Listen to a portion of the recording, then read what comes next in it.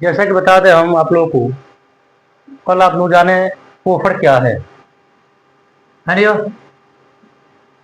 कल हम पोषण के चरण के बारे में अध्ययन किए। ठीक, पोषण के 5 चरण होते हैं, इसके बारे में हम कल डिस्कस किए, एक बेहतर जानकारी दिए। अब हम आज पढ़ेंगे पोषण या, और ऊपर लिखना पड़ेगा। आज पढ़ेंगे हम लोग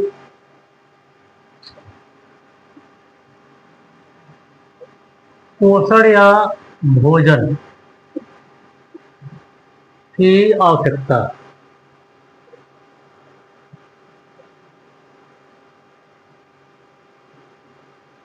आवश्यकता पोषण या भोजन पोषण या भोजन की आवश्यकता क्या होती है, क्यों होती है, इसके बारे में जानेंगे।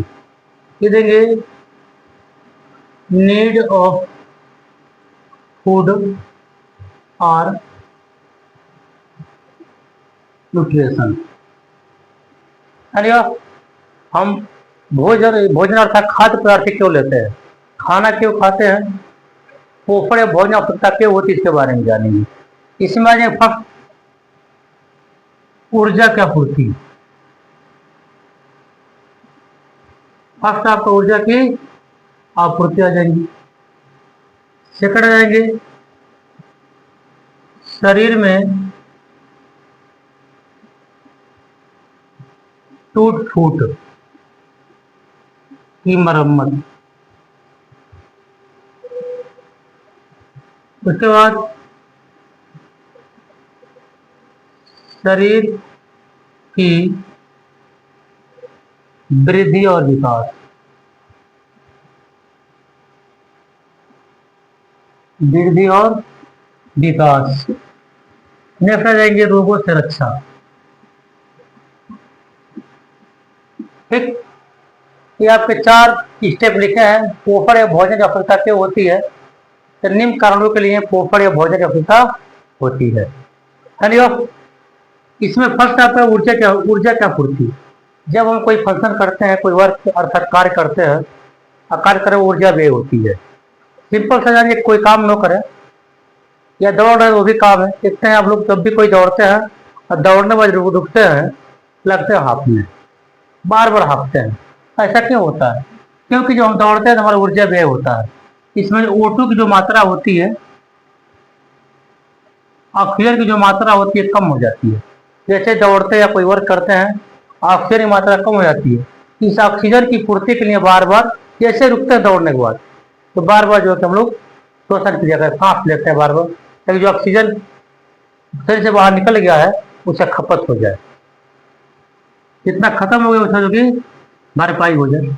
अर्थात ऊर्जा की आपूर्ति होती है। ऊर्जा शरीर में कम हो जाता है, उसकी पूर्ति करने के लिए हमको पोषण या भोजन की आवश्यकता होती है। इसका आ जाएंगे शरीर में टूट फूट की मरम्मत।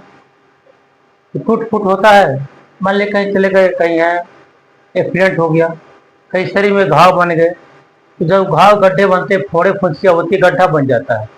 वो गड्ढा वैसे नहीं रहता, गड्ढा भर जाता है।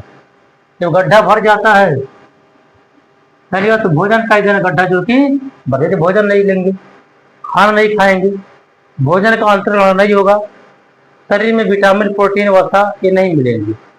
जब नहीं मिलेंगे तो टूट फूट की मरम्मत नहीं होगी। ये टूट फूट की मरम्मत करना है, भोजन अनिवार्य है। भोजन करना अनिवार्य है। शरीर की वृद्धि और विकास। देखिए यहाँ 2 बातें आ गई, वृद्धि और विकास, है ना। इसको कहते हैं ग्रोथ एंड डेवलपमेंट। देखिए इसमें ग्रोथ एंड डेवलपमेंट, शरीर का वृद्धि और विकास। वृद्धि विकास होता क्या है, सिंपल से जानेंगे हम लोग, बहुत ही साधारण तौर से। जब किसी निकाय में या किसी जीवधारी में जब उसके लंबाई में वृद्धि होती है, जब बढ़ते हैं, लंबाई बढ़ती है, उसे वृद्धि कहते हैं। लंबाई जब बढ़ती है, किसी भाग में लंबाई बढ़े, उसको वृद्धि कहते हैं। और जब शरीर या पेड़ पौधे मोटे होते हैं, तगड़े होते हैं, मजबूत होते हैं, उसको विकास कहते हैं। है नहीं हो? अर्थात मोटे तगड़े यानी चौड़े ब्रॉड हो जाना वो विकास होता है, और लंबाई में बढ़ने को वृद्धि कहते हैं। ये किस पर आश्रित है? भोजन पर। पर्याप्त मात्रा में भोजन मिलेगा, पौष्टिक आहार मिलेगा, तो शरीर का वृद्धि विकास होगा। अब आ जाएंगे फिर लेकर रोगों से रक्षा।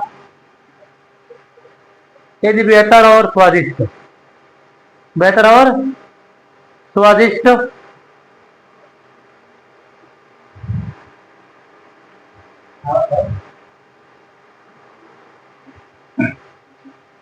यदि बेहतर और स्वादिष्ट तरह तब लोग को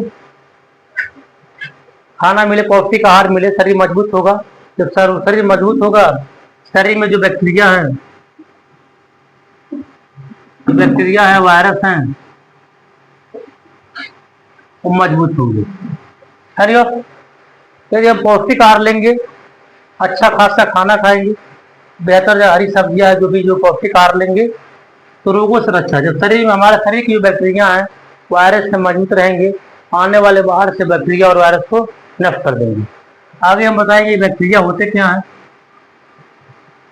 बैक्टीरिया होते क्या हैं? आप जानते हैं बैक्टीरिया खोज किए थे एंटोनी। बैक्टीरिया का आते जीवाणु। बैक्टीरिया कोई जीवाणु आ जाता है, और जीवाणु खोज किए थे एंटोनी वान। एंटोनी वान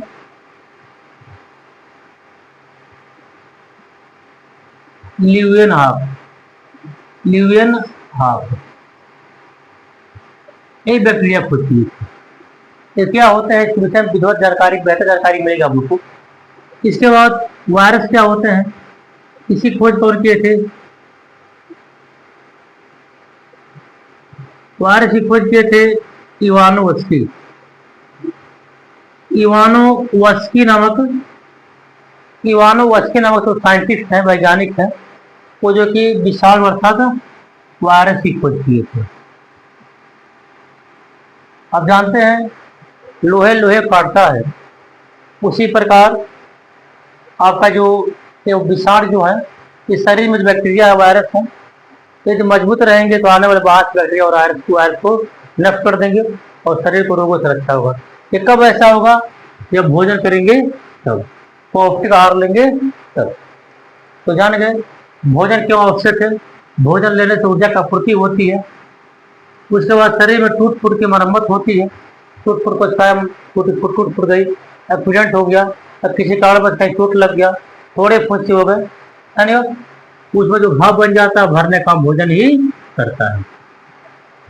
फिर शरीर की वृद्धि विकास भोजन पर निर्भर है। वृद्धि कैसे, विकास कैसे होता है? रोगों से रक्षा। रोगों से रक्षा पर जो कि पौष्टिक आहार लेंगे, शरीर मजबूत रहेगा, शरीर के वायरस बैक्टीरिया मजबूत रहेंगे, बाहर से आने वाले वायरस और बैक्टीरिया को नष्ट कर देंगे, और शरीर मजबूत रहेगा। जान गए? अब आएंगे इसके बाद नेक्स्ट बताएंगे हम लोग को हम पोषण के प्रकार। एक एक स्टेप आप आगे बढ़ेंगे।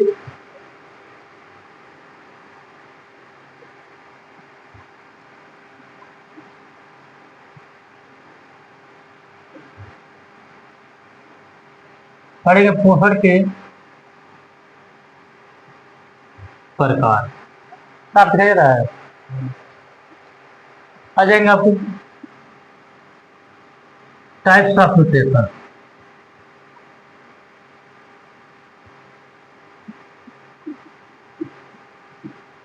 टाइप्स ऑफ न्यूट्रिशन, पोषण के प्रकार। कल बताए थे पोषण के चरण, भोजन या पोषण की आवश्यकता क्यों होती है, जान गए। अब पढ़ेंगे पोषण के प्रकार। कक्षा 10 का भी चल रहा है अब तक का, पोषण के प्रकार जानेंगे हम लोग। इसमें ध्यान देंगे, ये देंगे पोषण मुख्य रूप से दो प्रकार का होता है। एक हो गया आपका स्वपोषी, स्वपोषी पोषण, और एक आपका है परपोषी पोषण। ठीक,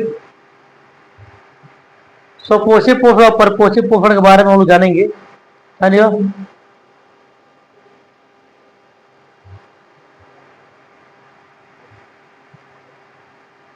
इसमें देखिए स्वपोषी पोषण कहते हैं ऑटो ट्रोफिक न्यूट्रिशन, इसमें कहेंगे हेटेरो ट्रोफिक न्यूट्रिशन। हरियो नाम ही सवाल स्वपोषी पोषण, जब कोई जीवधारी अपना पोषण स्वयं करते हैं अर्थात अपना भोजन स्वयं बनाते हैं तो उसे कहते हैं हम जो कि स्वपोषी पोषण। अपना भोजन स्वयं, जैसे पेड़ पौधे हो गए, कुछ रसायन संश्लेषित जीवाणु हो गए, अपना भोजन स्वयं बनाते हैं, उन्हें कहते हैं स्वपोषी पोषण। जैसे मानेंगे समस्त हरे पेड़ पौधे, समस्त हरे पेड़ पौधे, कुछ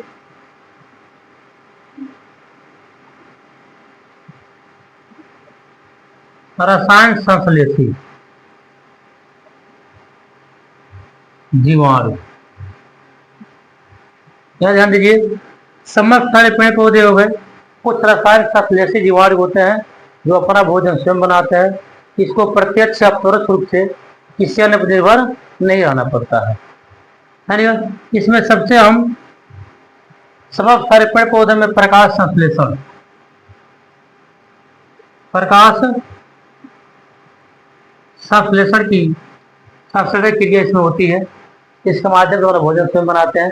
इसको पहले बता दिए प्रकाश संश्लेषण क्या होता है, अर्थात फोटोसिंथेसिस प्रकाश संश्लेषण क्या होता है, इसके पहले हम आप लोग को बता दिए हैं। और इतना जानेंगे, जो जीवधारी अपना भोजन स्वयं बनाते हैं उन्हें स्वपोषी पोषण कहते हैं। अब आ जाएंगे प्रकाश संश्लेषण के बारे में बताएंगे हम आप लोग आगे। इसे इसके लिए 4 कच्चे पदार्थों की आवश्यकता होती है, 4 कच्चे पदार्थ चाहिए। तो आगे आप लोग बताएंगे, कुछ बता दें। 4 पदार्थ में जल हो गया, आपका CO2 हो गया, प्रकाश हो गया और जो ऑक्सीजन हो गया। इन चारों में से कोई एक नहीं मिलेगा, इन चारों कच्चे पदार्थों में से कोई एक नहीं मिलेगा तो भोजन नहीं बनेगा। तो चारों और पौधों को भोजन, देखिए इसको न लेकर ले लेते हैं पर्णहरित, पर्णहरित ले लेंगे। अब देखिए इन चारों, देखिए अरे इन चारों में से कोई एक नहीं मिलेगा, पौधों भोजन नहीं बनेगा। इसके लिए बताएंगे हम आगे, इसको आगे जब फोटोसिंथेसिस बताएंगे तो उसमें पढ़ेगा, सिद्ध कीजिए कि प्रकाश संश्लेषण के लिए प्रकाश की आवश्यकता होती है। सिद्ध कीजिए कि प्रकाश संश्लेषण के लिए कार्बन डाइऑक्साइड की आवश्यकता होती है। आप देखेंगे, पढ़ेंगे, एकदम सटीक, बहुत ही सही, बहुत ही, अब ऐसा लगेगा आप प्रयोगशाला में प्रयोग कर रहे हैं। जब मैं स्टेप बताऊंगा तो ऐसा लगेगा आप प्रयोगशाला में प्रयोग कर रहे हैं, मतलब बेहतर जानेंगे कि आखिर क्या वजह है, किस प्रकार, यदि प्रकाश नहीं रहे भोजन क्यों नहीं बनेगा, आपका कार्बन डाइऑक्साइड नहीं रहे भोजन क्यों नहीं बनेगा, ऑक्सीजन नहीं रहे भोजन क्यों नहीं बनेगा। इसके बारे में हम प्रयोग के माध्यम से प्रयोग कर रहे हैं, ऐसा पढ़ाएंगे, इसे मालूम होगा कि आप प्रयोगशाला में स्पष्ट देख लेंगे इसको। तो हम आगे बढ़ेंगे। देखिए प्रकाश संश्लेषण क्रिया अधिकांशतः, देखिए यहाँ तक पौधों के हरे भागों में प्रकाश संश्लेषण क्रिया होती है, लेकिन अधिकांशतः पत्तियों में होती है। अब आ जाए पत्ती,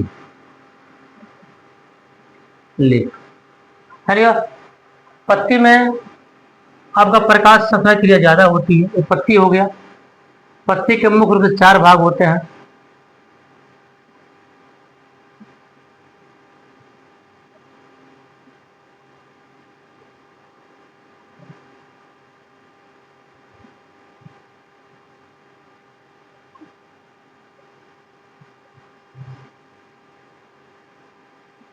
ये आपका ये पत्ती हो गया, है ना।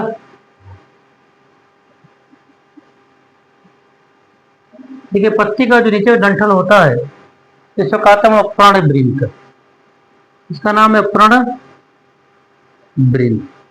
डंठल जो नीचे वाला जो डंठल जिसको डंठल कहते हैं उसे कहते हैं पर्ण ब्रिन।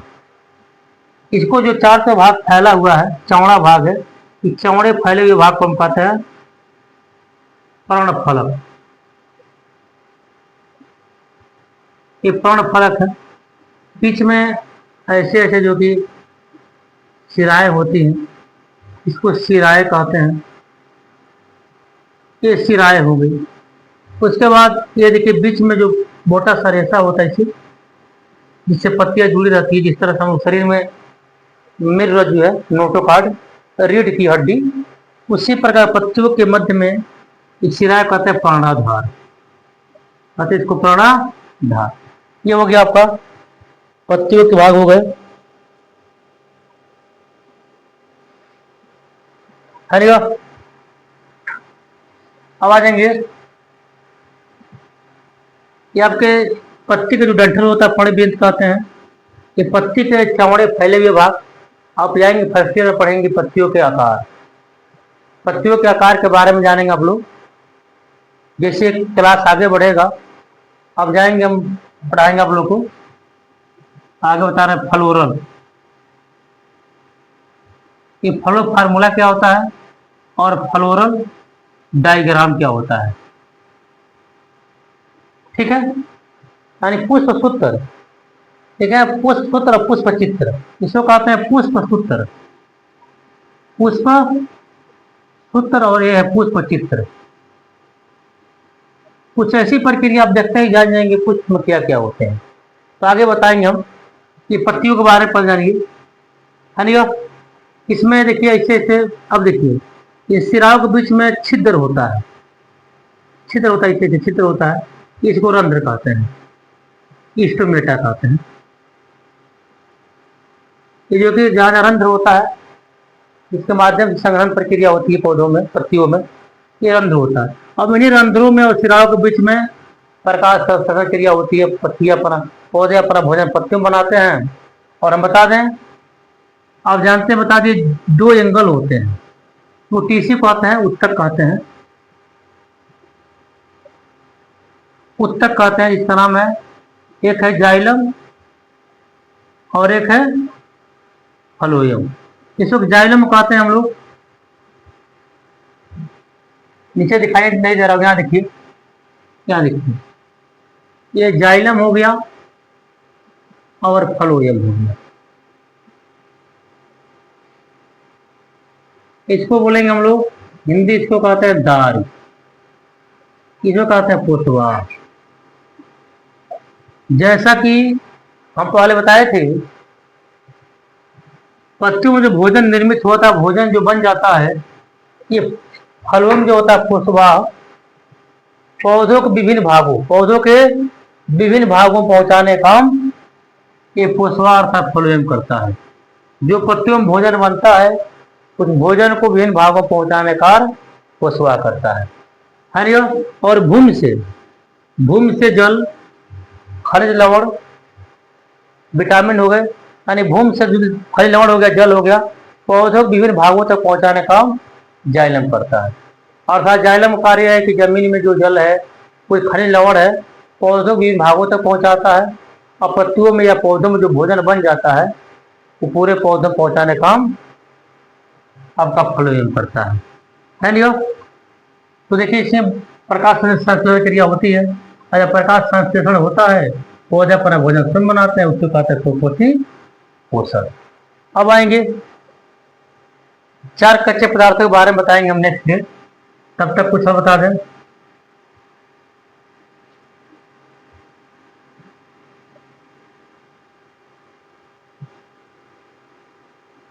अब देखिए परपोषी पोषण को हम क्या करेंगे, इसको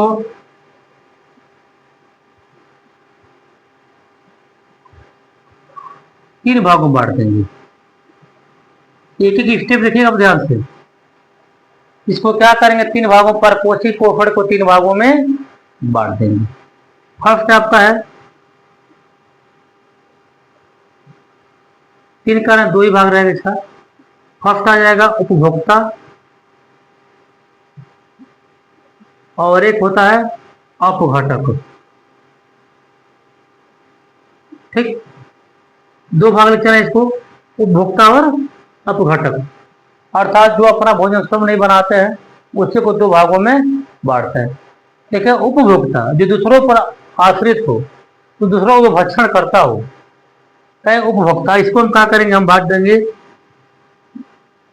तीन भागों में, जिसको आप बहुत पहले से पढ़ते आ रहे होंगे।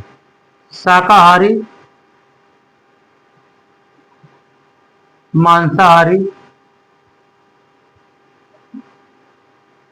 और सर्वाहारी। नीचे दिखाई दे रहा है, लिखा है इसमें शाकाहारी, मांसाहारी, सर्वाहारी।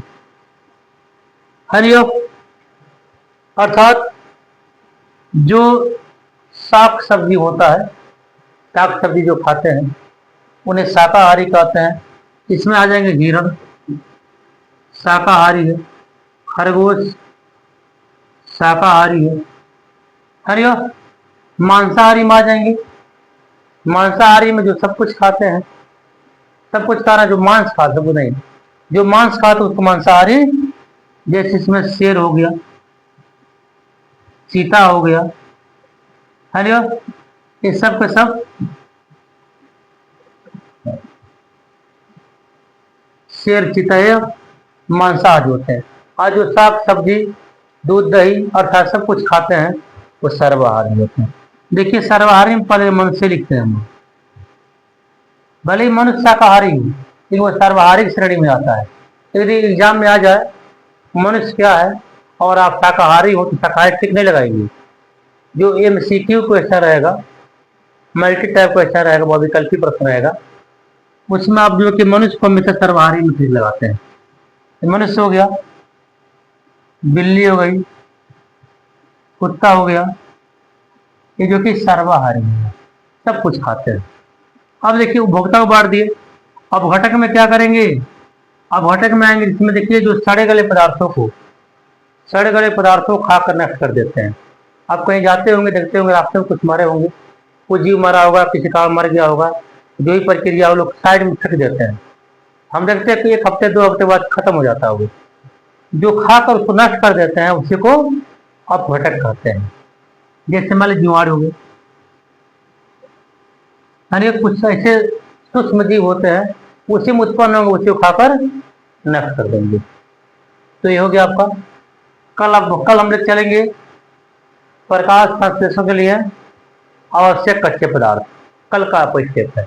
अभी हम बताएं आज फूफड़ किसे का, फूफड़ का हो गया। आज बताए थे भोजन की आवश्यकता क्या होती है, अर्थात पोषण की आवश्यकता क्या होती है, उसके बारे में जाने। फूफड़ के प्रकार क्या है जान गए। और कल हम चलेंगे प्रकाश संश्लेषण के लिए कच्चे पदार्थों की आवश्यकता। एक एक करके आप लोग देखते जाइए, जहां भी कोई दिक्कत है एक बार संपर्क कीजिए आप लोग। अब एक चलेंगे हम लोग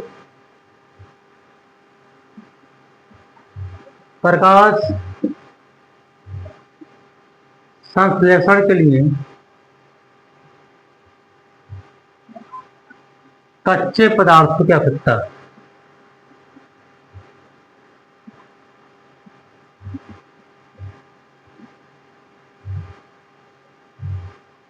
आवश्यकता है नहीं। अब इसके लिए कल कच्चे पदार्थ कौन कौन है कल बताएंगे। अब क्यों आवश्यकता होती है, क्या रहेगा क्या नहीं रहेगा, तो प्रकाश संश्लेषण क्रिया हो रही नहीं हो रही है, इसके बारे में कल जानेंगे। तो आज के लिए इतना ही, फिर नेक्स्ट वीडियो में मिलेंगे आप लोग के साथ।